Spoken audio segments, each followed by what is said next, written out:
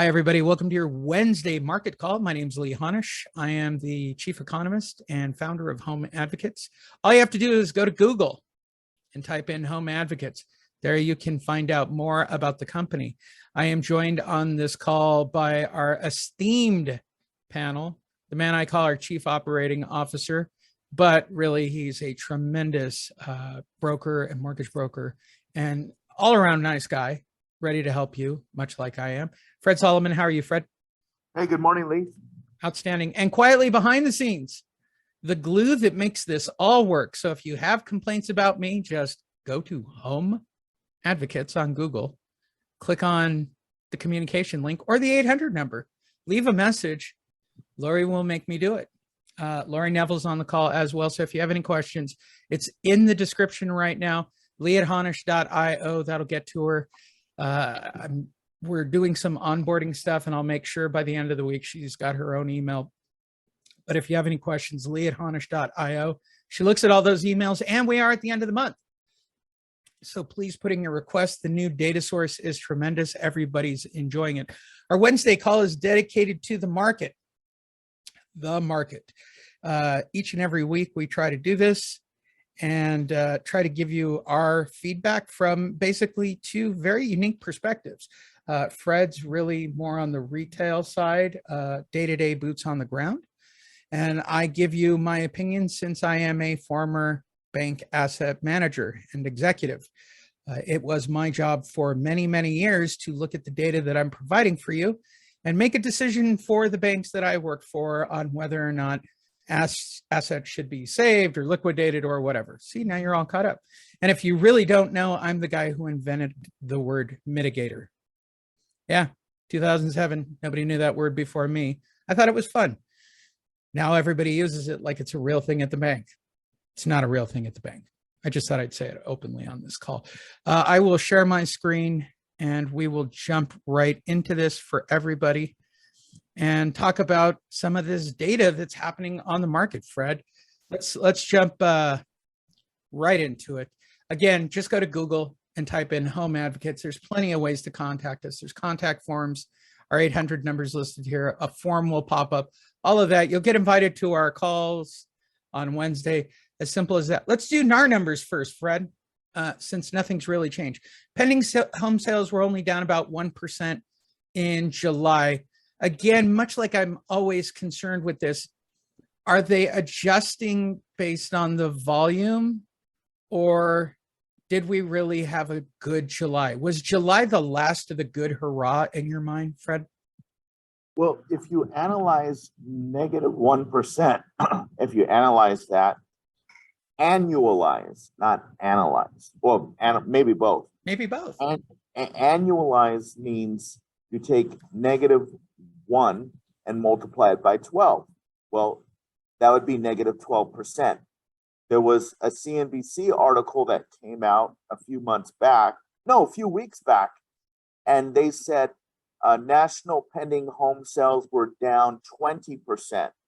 So if that's the case, then these numbers are increasing, meaning there are more home sales, pending home sales, meaning more homes in escrow.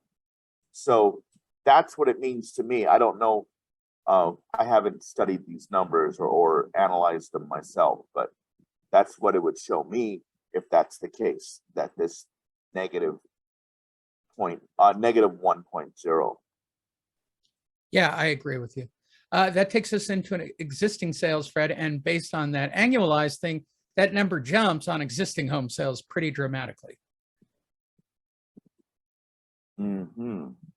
That's bad news, isn't it? Yeah, that's a big deal. That is a big deal. And we'll see it actually play out on the publicly traded real estate. I pulled up all the stats on publicly traded real estate companies. It's bleeding. We're officially bleeding out. It's bleeding faster than I thought it would bleed, if that makes sense. I realized what my predictions on the market were, where the market changes were. Plus or minus a couple of months, I've been pretty much on track. I think things could have happened sooner. I think we were certainly swayed a lot by the media and I would mark it from when Wells Fargo made the decision not to sell any more HELOCs. even though I recently read an article where HELOCs are on the rise right now, Fred. What a shocker. People are trying to get their cash out while they can. Have you been approached for HELOCs at all? Well, they're a lot smarter than taking cash out on the first mortgage because people still want cash out, even though the rates have gone up tremendously on the home equity lines of credit. Just in the last, 60, 90 days, they've increased 1.75%. It's ridiculous how much the home equity lines of credit have gone up, the interest rates. And it doesn't make sense to go from 2.625 to 5.625 on a 30-year fixed loan, which is 3% higher, and change that great rate they have on the first. So what we have on our website is we have a calculator. It's called a rate calculator. So you put your first mortgage amount in there along with the interest rate. And then you put the amount of money that you would like to borrow, and you put the current rate on that. And then it calculates it for you. I can provide a link to that because it's really useful in this type of situation. So hold on one second while I get that link. It helps calculate all of that for you and whether it makes sense to change the first mortgage or not. I'm looking it up right now, so hold on one second while I pull that up. Absolutely. And here it is right here. I just found it. So I'm going to come back to and put it in the bar here or in the chat bar. So that right there, if everybody wants to take a look at that, basically it will tell you whether you should leave your first mortgage alone or if you should refi the first mortgage and take cash out. But I'm telling you right now, with 3% higher on the first mortgage, it will not make sense to take money out on your first mortgage. It will make more sense to get a home equity line of credit if you analyze it and you put in the numbers on that little mortgage rate calculator that I have on the screen or in the chat bar that I just pasted in there. And the reason why people are getting home equity lines of credit is because they want cash out or they want access to cash and they don't want to refinance their first mortgage. So the only other option is a much higher rate on the home equity line of credit. I think what's prime rate now? I mean, prime rate it's gone way up. Let me look, just check it out because I always forget what those numbers are. It was 3.5. Last year. It makes sense to me. I mean, mathematically, if you look at it, take a refinance 5.5. number. Yeah, it makes sense. The math isn't that difficult to figure out. What is your increased payment if I do a full cash out refi, or if I take a HELOC and just get some cash and put it in the bank for, a rainy winter, as they say, because things will dramatically change here over the next few months. They're not going in the right direction. The Fed made it clear in the Wyoming speech. Is that where Powell was when he gave the earth-shattering speech that caused the spiral on the stock market? I believe it was like Wyoming or something. 1,000 points. They said they're going to raise it another 0.5 point probably at the next Fed meeting, and then they're going to raise it 2 more times before the end of the year. So that's going to increase the prime rate from 5.5% to 6.5%. So yeah, we're going to see close to 7 on prime rate by the end of the year. Well, he's doing what he has to do. And if they continue, and the rumor of sending out another check to I just had this discussion last night. I said, well, if they decide to shut us down for monkeypox and give us all checks to sit at home, because by the way, that's what China did. That's exactly what China did, right? That's ultimately the debate, right? It is the fear of being able to control the masses. And China, since they have to pay for everybody's food and everything else because of the way the society is structured, a lot of those people who got on the third lockdown in China were getting maybe 1 box of food a day while they tried to get their organization. Now, I don't know if anybody else is following China, but I tell you who is. Mr. Berkshire Hathaway himself is pulling out of almost everything China at the moment. He is getting out of China. It was big news today that he even pulled out of startups and batteries and lions and tigers and bears. Oh my. He wants no part. He's reduced his holdings on China in general. And I don't blame him. It's an economy that's collapsing, right? So what do? You try to cut down costs, you keep people home, raise interest rates. We printed too much money. Everything is simply out of control. And it's actually running incredibly faster than I thought it would. I really thought that this would take years to escalate to the point we're coming up on by the end of the year. And I really, truly believe by the end of the year, like in the next 4 or 5 months, it will be dramatically different than where we were today or even the month of July. Let's talk about foreclosures quickly. Hey, Black Knight put out their numbers, Fred. The national delinquency rate edged up another 2.89%. The number that kind of stunned me in this whole thing, there's a graph further down. Total foreclosure starts, 17,700. They actually do a really great job. I'll give you guys a copy of these stats for when you encounter homeowners who tell you this is going to pass like a bad storm, which it's not. They do quick breakdowns of everything. The number that really worries me, of course, is going to be loans that are that are greater than 30 days, but not yet in foreclosure, is 3%.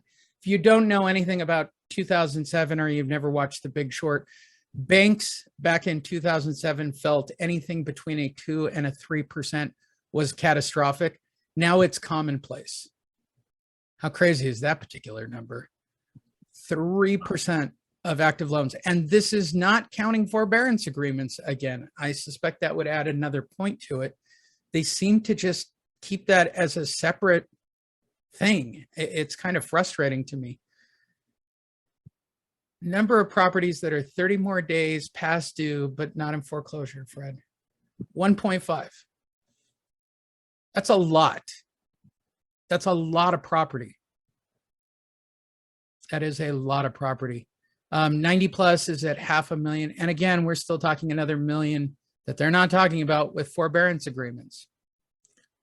And we still have only scratched the iceberg on trying to get through all these numbers. I cannot stress it enough. I do not see a better source for anybody at the moment to get involved in by the way, I believe these numbers to go up. This is the start of a number. All right. These aren't people who've been laid off yet. This is just the first round of people. This number will exponentially grow based on the recession, based on layoffs, based on stock losses, based on, if you're not watching the internet, everybody's talking about people losing everything and everything bubbles. And I don't know if it's that gloom and doomish. I can safely tell you this. The final number when this run is said and done will be closer to 3 million people that were in severe delinquency. And that is, competitive is not the right word, but it is much like 2007, 8, 9, if not greater, because it's a cascading effect. So it'll all be very interesting to see. I hope that people remember the sins of their past. I hope they don't make a lot of mistakes. I hope they don't use their credit cards. But people seem to be repeating all the same errors here, Fred. Try to keep it current. Try to keep it current. I'm just going to get a HELOC and I'll try to keep it current. Well, California is 1.83%, which is the bottom 5. Vegas, what's Vegas? I'm assuming they're going to be a little higher because of there are a lot of people filing for bankruptcy up there. Yep. Let's see, what's Vegas? Vegas doesn't show. Nevada doesn't show. I cannot believe the rate they're doing starts at. I don't know what they're waiting for. And I don't know how they're holding back the foreclosure starts the way that they are. And they really are. I mean, they've really kept a tight cap on evictions and on foreclosures. There should be a much larger number of renter evictions and foreclosure situations that just aren't happening. Mm. There are all your stats. Let's see what we have. Yeah, of course they don't. Those are the bottom 5. Top 5 states.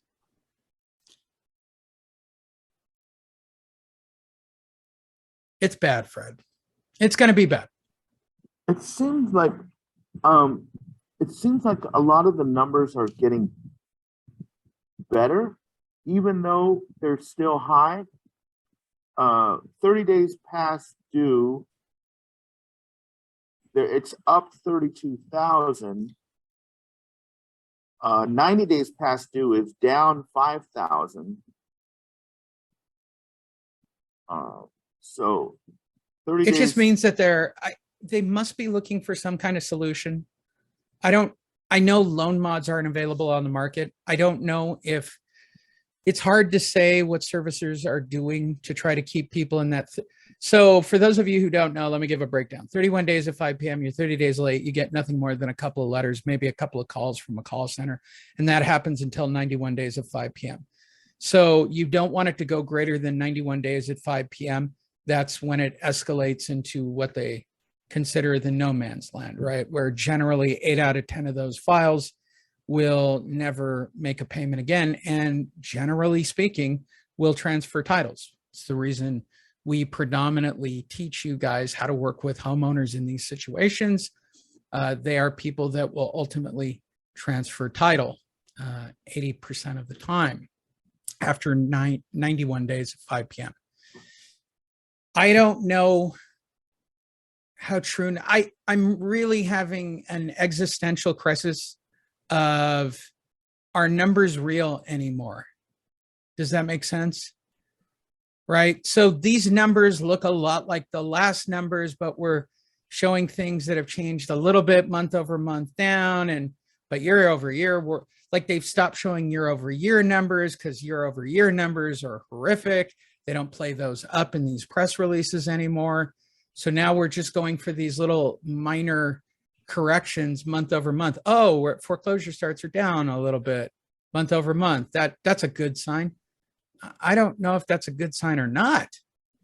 These numbers look exactly the same as they were last month when we talked about it, and so forth since the beginning of the year. Nothing in my mind has changed, except for the fact that I don't think they want, and let's be very realistic about this between renters and foreclosure people, millions and millions and millions. I said it 3 times. Millions and millions and millions of displaced people, which would not look good for the current administration. I'm just being honest. I believe it's so political right now that it's almost painful.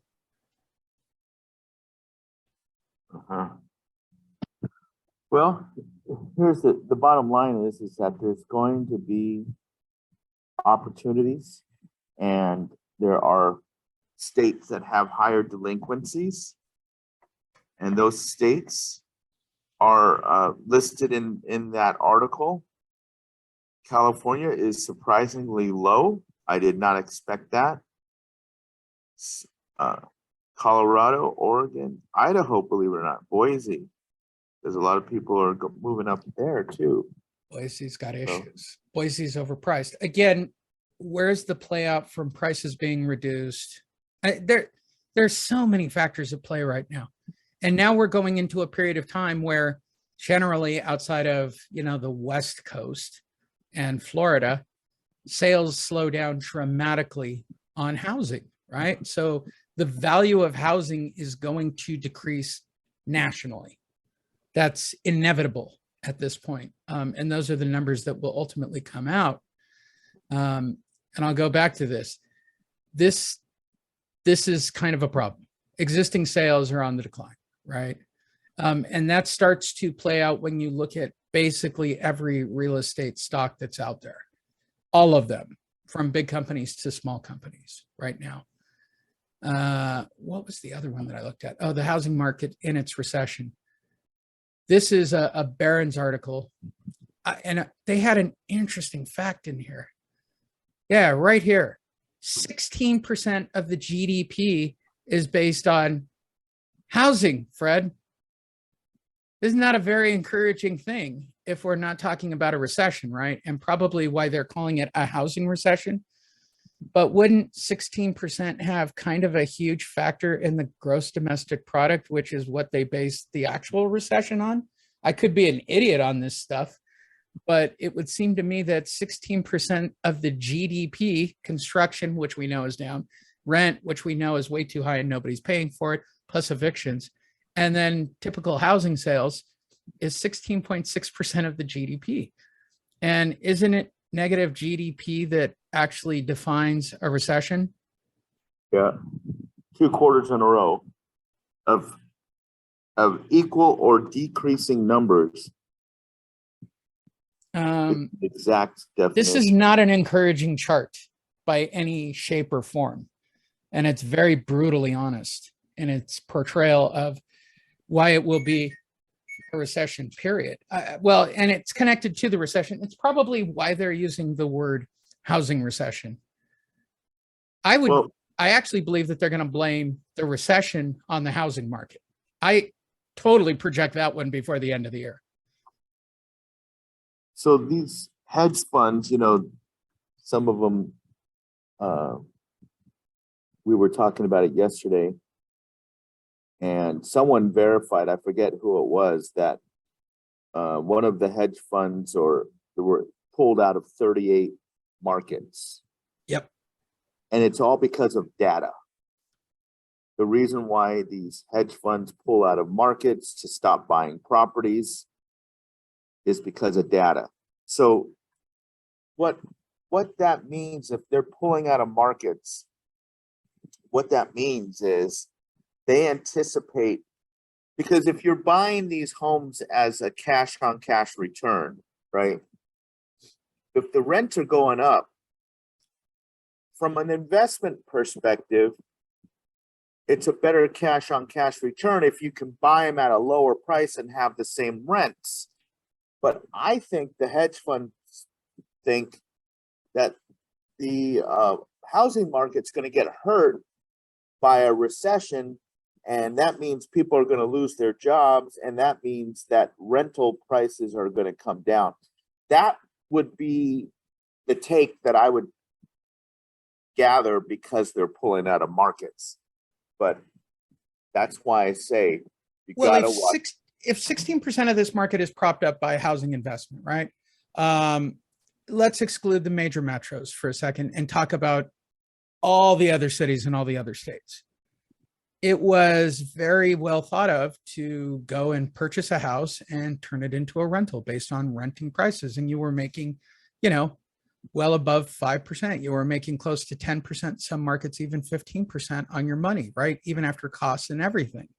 Now, tell me if I'm wrong, it's a better investment to go get that real safe treasury bond. What's it, 5% now? 4 and change, 4.5, 5, something like that. That's a pretty low risk investment right now, isn't it? Instead of me trying to do this in a tighter market where prices are coming back down in a lot of these different cities where investments were happening everywhere. And now the investors are pulling back and looking for safe yield returns. All of this is coming into play. It's all very largely cyclical. And I believe that the investors were the linchpin. And as they pull out of these markets and start to look at treasury yields instead, right, or less risky investments, it's having a dramatic effect on the market. And you can see that in the active sales. I don't think it's that far out there to say those statements. I was just looking at the top 5 states by 6-month change in non-current percentage. Hawaii is number 4 at negative 17.11%. So I'm assuming, and Hawaii is at 27%. That's interesting. Yes. That's a big change. So am I reading this correctly that Nevada in the last 6 months is down? The non-current means they're delinquent, 6 month change by percentage.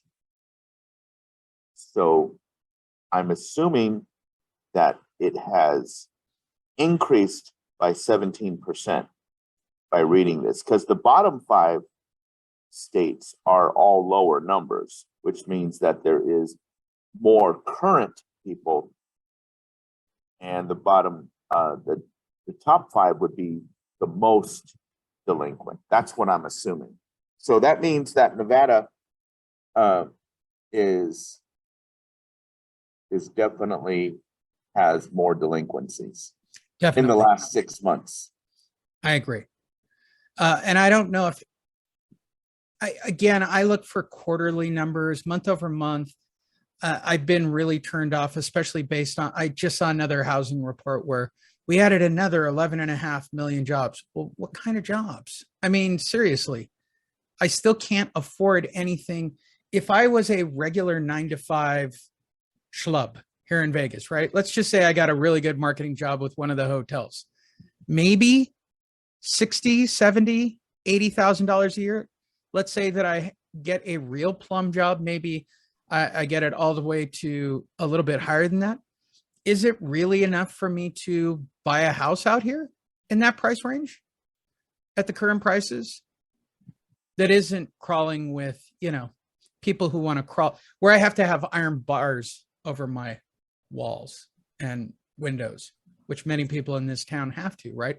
So you have to go out to Summerlin, you have to go out to Paradise, you have to go all the way to the other side, or maybe all the way to Lake Las Vegas or something, and get into some of these blue chip communities.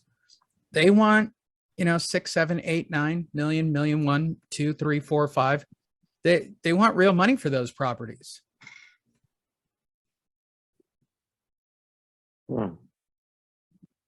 It's the rest of the town going into decay that, much like the same with LA. Are there great cities in LA? Yeah, but Beverly Hills doesn't offset, Beverly Hills and Santa Monica and the West Side don't offset the rest of LA County, right? The blue chip communities don't offset the number of places that are struggling. And I'm going to actually end on a very disturbing fact that was put together by CNBC of all people. Looked more like something Fox News would put out, but it was, I believe it's a CNBC thing.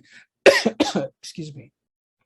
Quickly going through all the stocks, because I know you guys care. Year to date, Zillow's still down about $30. Jeez. How the mighty have fallen, Fred. Well, they lost $880 million in their fix and flop scheme. At least they've kind of plateaued right now around 33.75 a share. But I mean, to start out the year slightly above $60 a share, been a tough 2022 for Zillow. How'd Redfin do?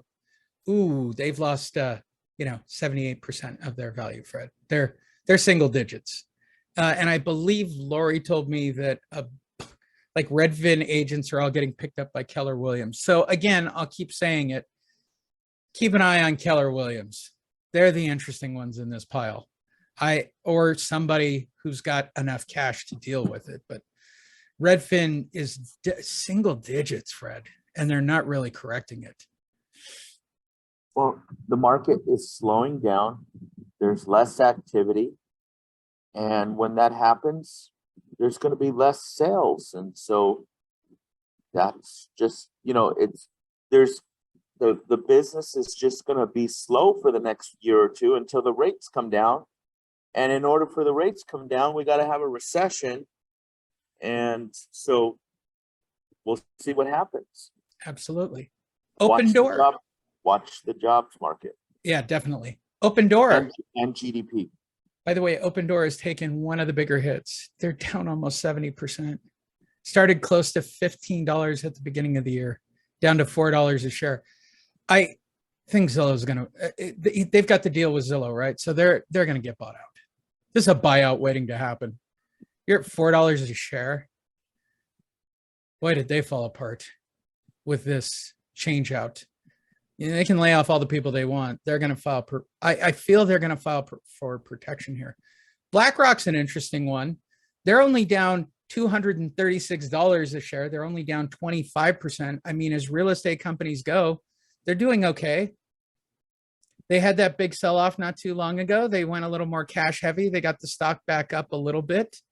But again, the Fed has not increased the strength of their situation. So look for them to liquidate. I imagine they have to liquidate more, Fred. I just do. I think they're going to have to liquidate some of that property and keep themselves cash heavy. I think all this means, you know, all the data that we're looking at is exactly what you've been talking about the last couple days that I missed. Well, Thursday and then Tuesday, you know, with helping real estate agents with their marketing on properties that have been listed for sale for more than 60 days. I think that's a great approach to help listing agents and give them ideas on how to get their properties sold faster. And I think that's an opportunity that they all will be willing to listen to.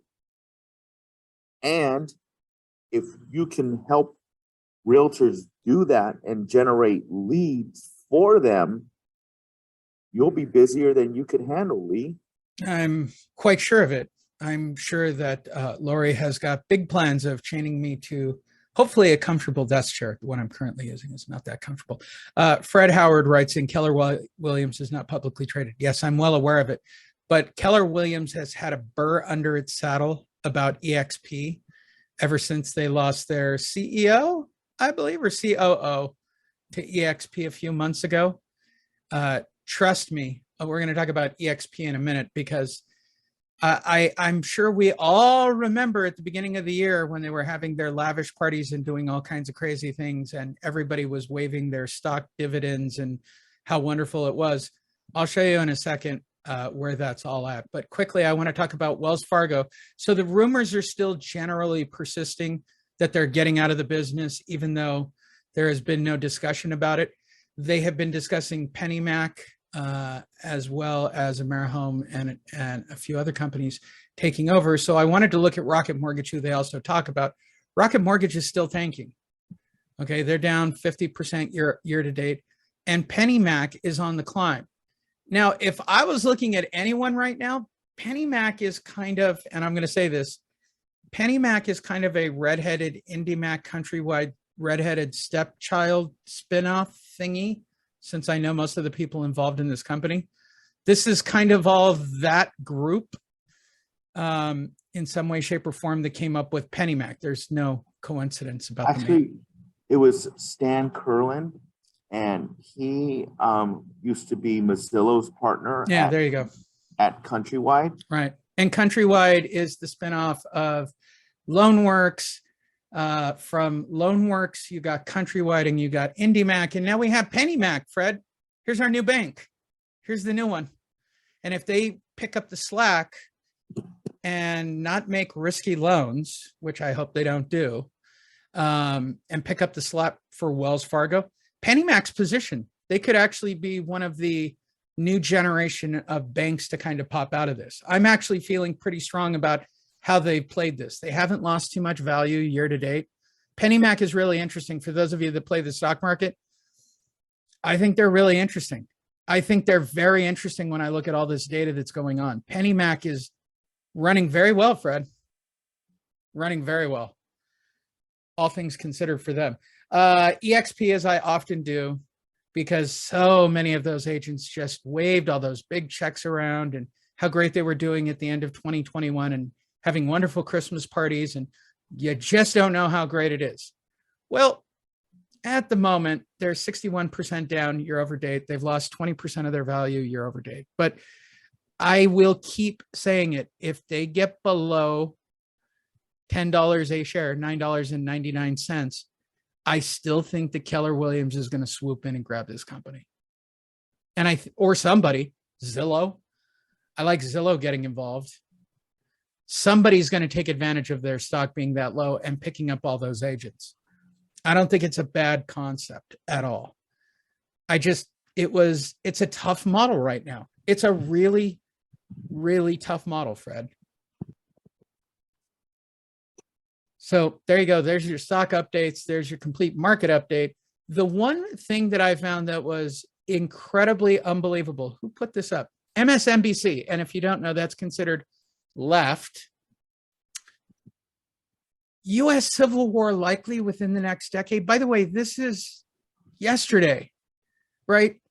Why are we debating a civil war? And by the way, people are voting likely, period. Just citizens in general.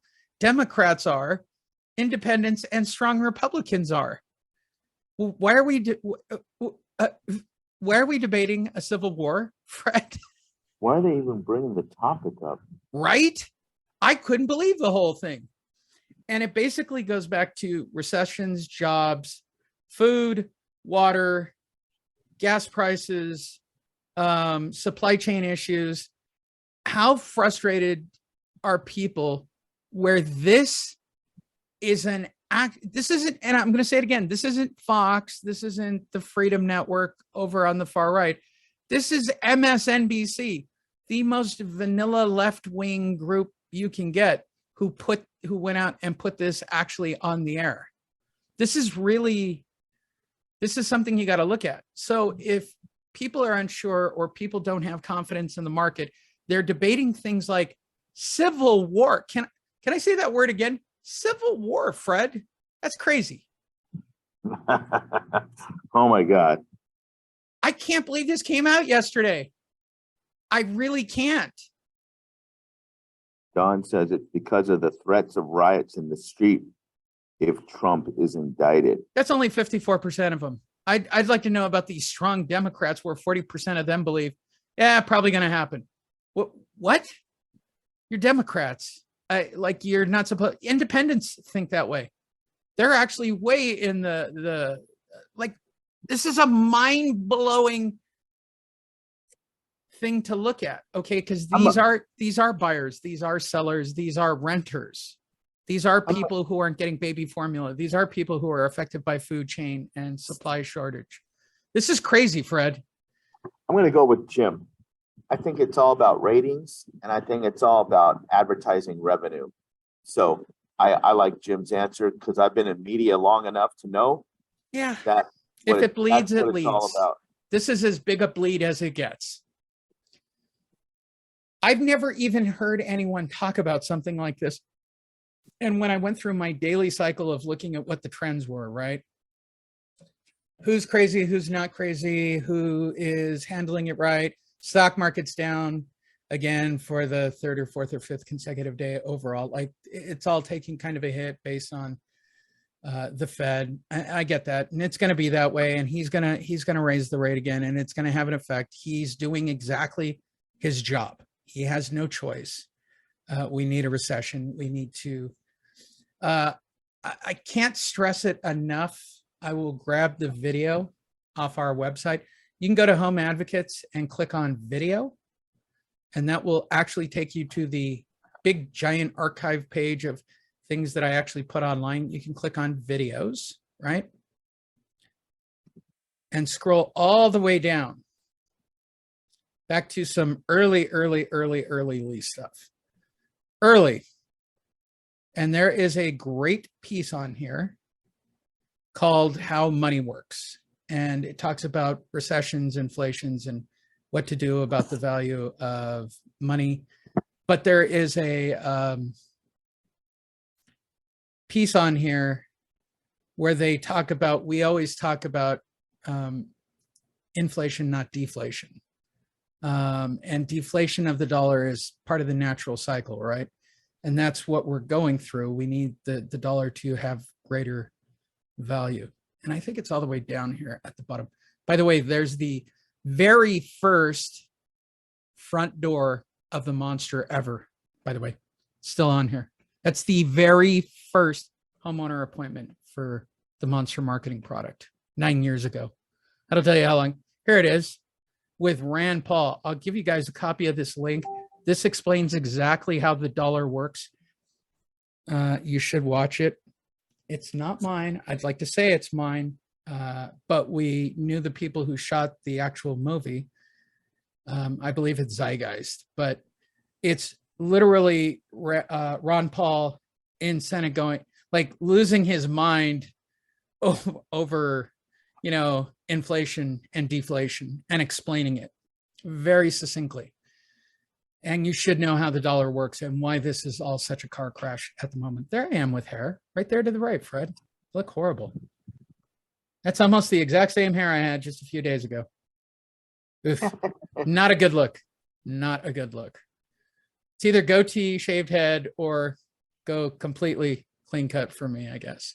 So there you go. There's your complete market update. We're going to take questions offline from the people that are here live. If you are looking at this on a replay on social media, or you're watching it off of YouTube, I'll stress it again, just go to Google, right? I'm going to make it as easy as possible because you only have to remember 2 words, Home Advocates. You can reach me, you can reach Fred, you can reach any of my home advocates. We are line 1, page 1. Those who sign up and who are a part of my program automatically become page 1 of Google. How do you beat that? You can find Fred's info on this front page. No points, no fees. Oh, SFM Directs. That's what you use for that one? I feel like it should be the no points, no fees. I use both. Either one works. There you go. Fred Howard's there. All of these people are a part of the program. They're all listed as advocates. I'm on this front page as well. Somebody brought up the other day, they go under meet our staff. They go, why aren't we listed? Or meet our team. I appreciate that. Technically, Fred and Lori are the team. I just haven't updated the page. There should be a Lori piece and a Fred piece. It's on me, I will admit, right? But since I'm redoing all the websites and stuff this week, I will correct that as well. There you go. You guys are all up to date. You should join us here every Wednesday. You can ask us live questions. We stay online and we answer everybody's questions about the market and talk about ways to use this information to actually turn it into marketing, which we did earlier in the week. That video, I actually put that video together. I have not uploaded it. Parts 1 and 2 together total about 90 minutes total. And it came out really nice. And it will show you how to go find properties that have been on the market longer than, in my opinion, 45 to 60 days, even if you don't have the listing, how to get it out there, do the open house, the marketing that I used to generate the lead base. We played it from start to finish, and we actually showed you the results. I did it all within 5 days, and it worked like a charm. So please go check that out. Offer on it? The what? You got an offer on it? There's somebody who's supposed to be writing an offer, Fred, technically. Oh, okay. I'm going to call it a win for me. I would call it a win just based on the 2 people who want to move and sell their house. But yeah, there's supposed to be an offer as well. And I actually met the actual listing agent who was very thankful this past weekend. So there was a lot of great stuff that came out of it. If we do wind up doing one more open house this week, I think you should do open houses until escrow closes, because it's just a property to constantly put people in backup position and generate leads. I don't think there's anything wrong here in Vegas, as long as you got air conditioning and, in my humble opinion, a swimming pool that I can use. That is the way to go. So I will continue this and show you more marketing techniques for all of that. Again, this was a listing we did not have. It was a partnership with a listing that was on the market for too long. We covered it in detail.